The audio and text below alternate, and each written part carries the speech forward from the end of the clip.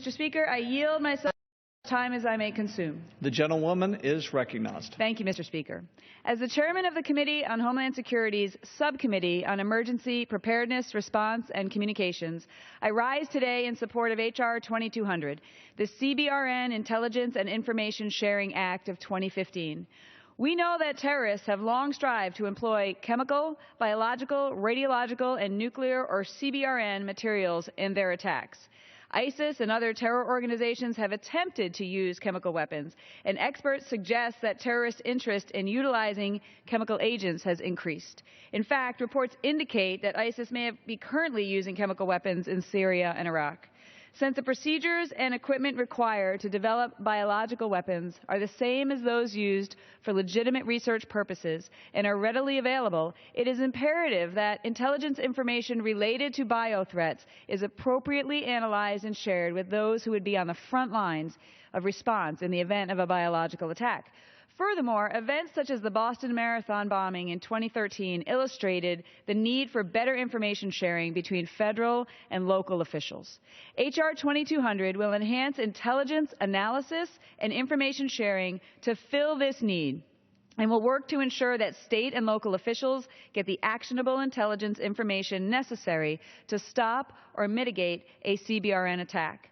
This legislation considers information garnered from the Subcommittee on Emergency Preparedness, Response, and Communications hearings on the threat of chemical and biological terrorism. During 2 hearings earlier this year, we heard from numerous stakeholders that information sharing with appropriate state and local officials and emergency response providers about these threats is critical. Specifically, this budget-neutral bill requires the Office of Intelligence and Analysis at DHS to support Homeland Security-focused intelligence analysis of threats, including emerging infectious diseases, working in coordination with the Department's National Biosurveillance Integration Center and the intelligence community. As information and intelligence is only useful if it is shared with those who can take action, such as state, local, tribal, and private entities, H.R. 2200 directs the Office of Intelligence and Analysis to not only share information with these partners, but also engage with them and get their feedback on mechanisms for two-way sharing of information.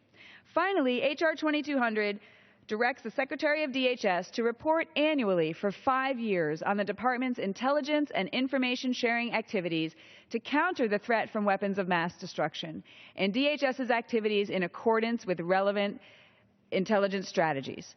The House passed nearly identical bills during the 112th and the 113th Congresses with bipartisan support. I urge members to join me in supporting this bill, and I reserve the balance of my time. The gentlewoman reserves. The gentleman from Mississippi.